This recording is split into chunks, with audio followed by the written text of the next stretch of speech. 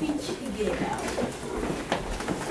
I am here to demand my rights, and to hurl thunderbolts at the man who would dare to cross the threshold of my imagination. Henry McNeal Turner was born in 1834 in Newberry Courthouse, South Carolina. His mom and dad, Sarah and Hardy Turner, he was born a free man. Henry's family had an interesting background. One of his grandmothers was a white plantation owner, and his grandfather, David Greer, was brought to North America on a slave ship.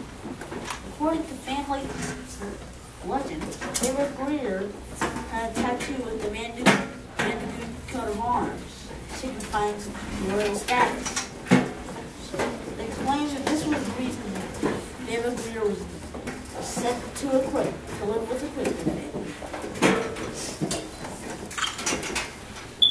As a child, Henry McNeal Turner used to claim that a dreamed angel taught him how to spell. In a time when many blacks were not allowed to receive any form of education, he received one at the Abbeville, South Carolina law firm where he worked. He was hired at the age of 15 as a janitor. But the firm lawyers were impressed with his intelligence. They helped provide him an excellent education. He eventually went on to receive his preacher's license at 19 years old. In 1958, his family went to North St. Louis, Missouri, a place where he became accepted as a preacher in the African Methodist Episcopal Church, AME for short. He later became friends with Charlie Sumner, a former football player, and Thaddeus Stevens, a Republican leader. These friendships would later influence him to become involved in politics. In 1863, Henry helped organize the first regiment of U.S. colored troops in his churchyard. He went into the armed services as an army chaplain for regiments. President Abraham Lincoln assigned Henry as the first of 14 black chaplains in the Civil War. After the war, Henry moved back to Georgia and helped found the Republican Party of Georgia. Reverend McNeal was known as an excellent speech giver.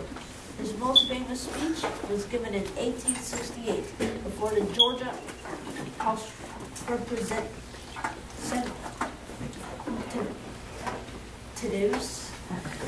defending the right of blacks in politics.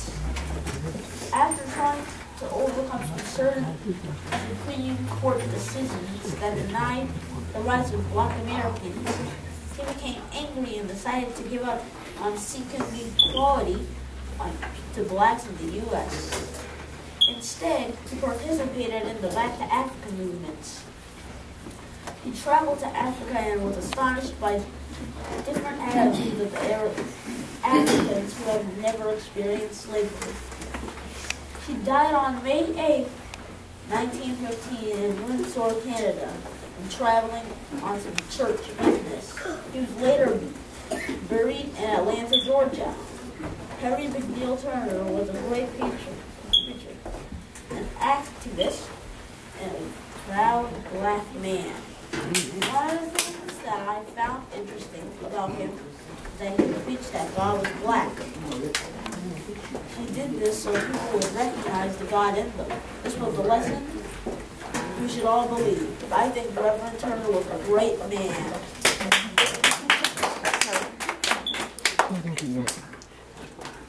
Here's another speech he made. You may expel us, gentlemen, but I firmly believe that you will someday repent it. The black man cannot protect the country if the country doesn't protect him. And tomorrow, a war should arise. I was not raised on muskets to defend the country, but my manhood is denied. The fashionable way in Georgia, what hard work is to be done, is for a white man to sit at his ease while the black man does the work. But, sir, I will say this much to the colored men of Georgia, as if